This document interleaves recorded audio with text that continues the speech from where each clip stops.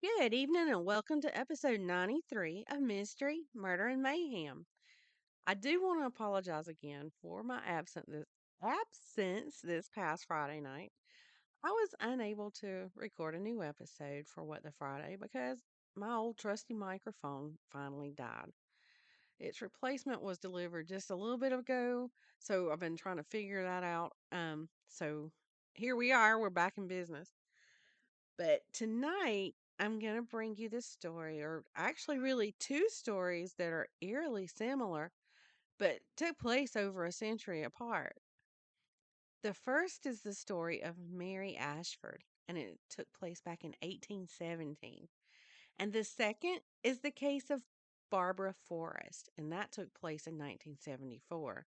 It's very odd to me how two crimes can be nearly identical but have taken place in two different time periods and on two different continents for that matter. This is one you're going to want to stick around and listen to.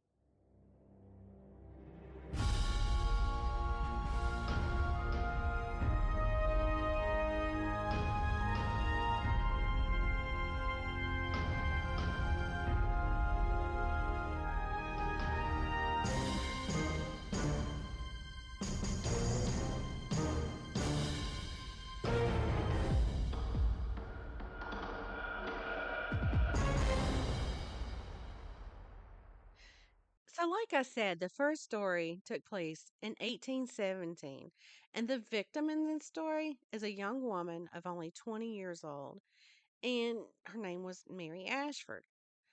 Mary worked in her uncle's home as a housekeeper, and her uncle was a farmer and he lived between Birmingham and Sutton Coalfield. Now, I'm not talking about Alabama, this is over in England. Well, on May 26th in 1817, Mary worked in her uncle's house as normal, and she was so excited that day because that night she was going to attend an annual dance that was held at the Tyburn House. And this is a pub or bar, whatever you want to call it. And this dance was well known and was probably one of the biggest social occasions of the year each year. And it was attended by many, many people. Well, after Mary finished her work that day, she went to her parents' home and she collected a dress to wear to the dance. And then she went on to the home of her friend Hannah Cox.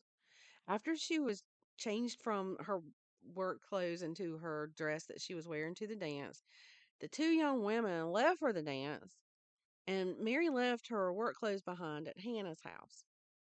Well, they arrived at the Tyburn house around 7:30 that night, and the dance was already in full swing. Well, also attending the dance was a young man named Abraham Thornton. He was 24 years old, and he seemed to have Mary on his radar. And it depends on who you ask because some would describe Thornton as a well looking young fellow, but others would say that he was repulsive. So I guess beauty is actually in the eye of the beholder. But anyway, like I said, he seemed to have Mary on his radar because as soon as he saw her, he asked someone who she was. From that point on, he was by Mary's side at the dance. And when Hannah started telling Mary around 11 o'clock that they needed to go home because she had to be up for work early, Thornton insisted on escorting Mary on the walk back to Hannah's house. Well, along the walk home, Mary decided that she didn't want to walk all the way to Hannah's house because she said that she would instead go to the home of her grandfather, and she rationalized that with the fact that it would be closer to her work than having to walk all the way from Hannah's home. So I guess maybe she had forgotten that she had left her work clothes at Hannah's. Well, anyway, Hannah walked onto her house, and Mary and Thornton went on their way. Well, around 15 to 3 that morning, a man that knew Thornton saw him leaving a house with a female companion. And he spoke to Thornton, but he noticed that the woman, which is presumed to be Mary, she never looked at him, and she even appeared to hide her face from him with her bonnet. Then around 4 a.m., I guess Mary had realized that she had left her work clothes at Hannah's house, so she went there, woke Hannah up, changed into her work clothes, and then rushed off telling Hannah that she needed to be at her uncle's house before he left to go to the market that morning. Well, the last person that would see her alive would be another person who attended the dance at Tyburn Hall or Tyburn House and recognized her as they passed each other on her way to her uncle's house. But she never made it to her uncle's house. And I'm going to tell you why after a quick word from my sponsor. Listen, I'm not going to tell you about a product unless it's something I love and I use it on a daily basis. And what I'm about to tell you about is one of those. Over the years, I packed on quite a few pounds from having babies, stress, eating for comfort, and now as a 51-year-old woman, hormones are not on my side at all. Now, I had been seeing people on social media talking about obvi. They were talking about how much weight they've lost and how they feel so much better. They had nothing but good things to say about it. Of course, I was skeptical, but you know what? I gave in and I gave it a try. And boy, am I glad that I did. Over the past 5 weeks since I started using it, I've lost 22 pounds. I haven't tried every single product that they have, but I have to say my favorite is the Collagenic Burn. 2 capsules at breakfast, another two at lunch, and I have energy for the entire day. And it's not that jittery energy, and there's no crash when it's done doing its magic. And you experience that with a lot of products out there. Plus, my hair and nails are growing like crazy, and my achy joints feel better each day. Your results may not be exactly the same as mine, but I encourage you to give it a try. Now, all you have to do is click the link in the episode description for my Avi, and then you can save 15% by using the promo code Mystery M. So, like I said, she never made it to her uncle's house that morning. Around 6 that morning, a worker in the area saw some items that would belong to a woman near a pit that was filled with water. And one of those items happened to be a woman's shoe with blood on it. He went to a nearby house where he was greeted by the man of the house, and he relayed to the man what he had seen, so they went to investigate. They located Mary's lifeless body at the bottom of that pit. Two people who were working in a nearby field also reported finding two sets of footprints in that field which had been freshly plowed, and those footprints led to the pit that Mary had been found in. One of those sets of prints appeared to be made by a man, and the other by a woman, just judging from the size of the prints. But y'all get this, only one set of prints led away from that pit, and that was the set that appeared to belong to the man. One of the men realized that the female found at the bottom of the pit was Mary and knew that she had been at the dance at Tyburn House the night before. So he went there to ask who had left with Mary, and he was told that it had been Abraham Thornton. Well, it didn't take long for Thornton to be located, and when he was told that Mary had been found in the pit, he volunteered the information that he had actually been with Mary up until 4 a.m. that morning. After that, he was interrogated by an assistant constable named Thomas Dales. And soon after that interrogation, Thornton was arrested. Well, after that arrest, Thornton was questioned by a magistrate named William Bedford, and he ordered that Thornton be searched. Well, that search revealed that Thornton's undergarments had blood stains, and to that Thornton admitted that he had indeed had sexual relations with Mary. Then they removed his shoes and found that they matched the prints in the field. A post-mortem examination revealed that Mary's cause of death had been drowning, and the only marks found on her body were two lacerations on her genitals. It was further revealed that she had been a virgin up until that very moment, and that she had also been menstruating at the time of her death. Also, it was concluded that the blood on Thornton's undergarments had been from those two lacerations. After that, an inquest was held on May the 30th, and during that inquest, Thornton was allowed to cross examine the witnesses through his attorney, but at the end of the inquest, enough evidence was presented to charge Thornton with willful murder, and he was held for trial.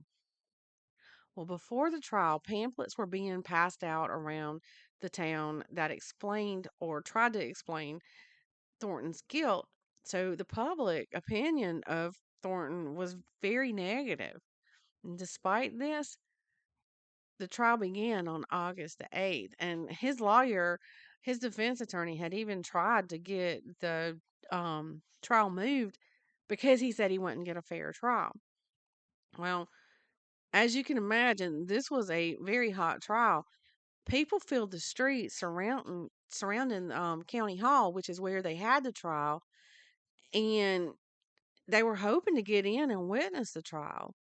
Well, when proceedings started at 8 o'clock that morning, people rushed in to get a seat, but they only let the men into the courtroom because the details of the charges against Thornton were considered to be too gruesome. Well, in his opening statement to the jury, the prosecutor said that Thornton had failed to seduce Mary, so he laid in wait for Mary in the field near the pit that she was found in. And the prosecutor claimed that Thornton knew that Mary would have to cross that field on her way back to her uncle's home. When she saw Thornton, she tried to get away from him, but he caught up to her and he convinced her to accompany him into the next field. Once they were there, and now this is just what the prosecutor is saying happened, but once they were there, he says that he believed that Thornton threw Mary down to the ground and sexually assaulted her. And then he went on to mention that the post-mortem exam showed that Mary hadn't eaten in over 24 hours, so she was too weak to fight Thornton off. Well, after Thornton had had his way with her, he became afraid of his consequences of what he had just done, so he threw her in that pit where she drowned. One by one, the prosecution's witnesses testified about the events of the evening on May 26th and that following morning. Among those witnesses were Mary's friend Hannah Cox, those who had found the shoe prints in the field, Constable Dales, who had interrogated Thornton, and in his testimony, he told that Thornton had admitted to having relations with Mary before he was even searched. And the surgeon who had performed the post-mortem exam also testified for the prosecution. Now, that surgeon said that, other than the two lacerations on Mary's private area, there were no signs of violence on Mary's body. And he went on to say that they could have happened even during consensual relations. Well, with the help of their own witnesses, the defense was able to establish an alibi for Thornton. A man named William Jennings testified that he had seen Thornton around 4:30 that morning walking casually by the farm of John Holden. Holden's farm was about 2.5 miles from the pit that Mary was found in. 20 minutes after Jennings had seen him, Thornton had also been seen at Castle Bromwich by John Hayden. Now, Hayden said that Thornton had told him that he had been with a woman most of the night during a conversation that lasted between the two men, that it lasted around like 15 minutes. And then Thornton went on towards the home of his dad. Well, the defense said that there was no way that Thornton had murdered Mary because he simply didn't have time. And they backed up that claim by saying that Thornton would have had to have like chased Mary down, sexually assaulted her, murder her, and then travel 3 miles, all in a time span of 11 minutes. Witness testimony went on for like 10 hours that day, and they had no breaks. Like, it just was like consecutive witness testimony, and they didn't take a break until the very end. Well, after that short break, the judge that was on that case took another 2 hours talking to the jury, giving them their charge. Well, he urged the jurors to put their prejudices that they may have formed before the trial against Thornton to the side and decide if Thornton was guilty of the crime he had been committed or had been charged with. Well, the judge even told the jury that it was impossible that Thornton had committed those crimes and made it to the Holden farm by the time he had been seen by Hayden, and stressed that Thornton didn't look like the type of man who ran very often. In his conclusion, he told the jury that it was better to let a guilty man go free rather than an innocent man be convicted. Now, this is strictly my opinion, but to me, that's a bit odd for a judge to tell a jury, especially the part where he reiterated that there wasn't enough time for Thornton to do everything he was accused of. And I know it was different times, but a judge should be impartial. But after discussing the case for about 6 minutes, the jury found Thornton not guilty of Mary's murder. The judge then charged the jury on the sexual assault and told them that because the prosecution had no evidence on Thornton to really charge him with that, that they should find him not guilty of that charge as well, and they did. So basically, Thornton was acquitted for the charges against him. Well, this was just not acceptable according to Mary's brother and most of the public, and who could blame him? Money was actually raised and an appeal of murder was brought up against Thornton. A writ of appeal was issued against him on October the 1st, 1817, and he was rearrested. And the trial was to take place in front of the King's Bench in London, so he was taken there on October 28th. And on November the 6th, the case came to court. But they kind of put it off for a little while or until the 17th of November, because the defense attorney, who was a different attorney than he had had in his original trial, needed more time to prepare his case. Well, when the case restarted on the 17th, the courtroom was packed once again. And when Thornton was called on to enter his plea, he said that he was, quote, not guilty, and I'm ready to defend the same with my body. And after he said that, he put on a pair of leather gauntlets, those big glove things, and he threw down another pair for William Ashford, which was Mary's brother, but Ashford didn't pick them up. So, y'all, back in those days, you could defend your innocence by fighting, and it was completely legal in the court. Now, the attorney for the Ashfords contended that a man accused of Mary Ashford's murder should not be able to further compound that with an attempt to murder her brother. But Lord Ellenborough, who was the Lord Chief of Justice, reminded him that it was the law in England and they shouldn't call it murder. Then Ashford's attorney went on to say that William was too young and weak to participate in such a battle, so the battle shouldn't be allowed. So basically, what he was saying was that um, Mary's brother was a much smaller man than Thornton, so it wouldn't be a fair fight. Well, at that point, the court was adjourned until November 22nd, so Ashford's attorney could properly file the proper paperwork to plead against a physical battle. Well, in one of the hearings they had for that, trying to decide if they were going to let them fight or not, the Ashford's attorney asked for the court to rule that the evidence against Thornton was so strong against him that he shouldn't be allowed to wage a battle.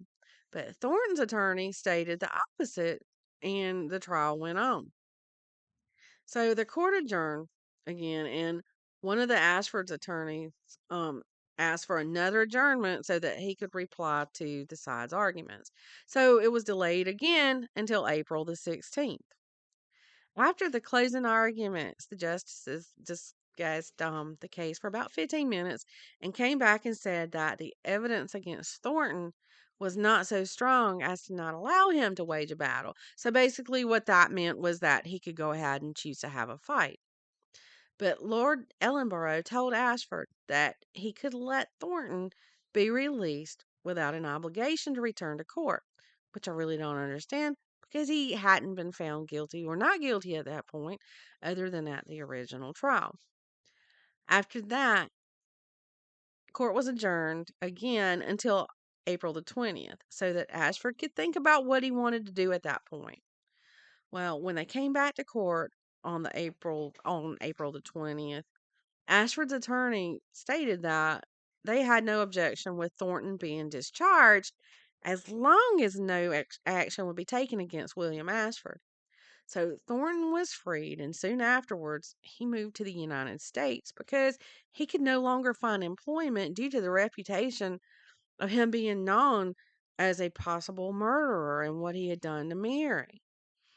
And once he was in the United States, he settled in the Maryland area and he married and he had children. I don't know if his wife ever knew what he had went to back in England, or his children knew or anything, but he died in America at the age of 70 years old. And earlier I said that, judges shouldn't give their opinions, but y'all, I sure am going to state mine. In this case, um, I believe because of at least the circumstances and physical evidence that Thornton was indeed guilty of murdering and sexually assaulting Mary Ashford. And how he was found not guilty, basically twice, is beyond me because there was just so much against him. And I keep wondering if like money was slipped under the table to the proper folks in this case. Or maybe it was a matter of who you know, if you know what I mean. Now I have no evidence to back any of that up. It's just my opinion. And that was like I said, there's another part of this story that goes along with this that is a more, I guess you could say, recent murder. But I think instead of continuing with that tonight, I'm just gonna save that for next week's episode. So I can talk a little bit more in depth about it. Because it's actually getting close to time for me to get this published and out to y'all. So I don't really want to be cutting it too close and panicking about it. All right. I'm gonna finish, like I said, this story next Monday night. Now, until then, I hope y'all have a great week. I want y'all to check out my social media links and give me a follow. Those links are down in the episode description. So, yeah, come give me a follow. Good night.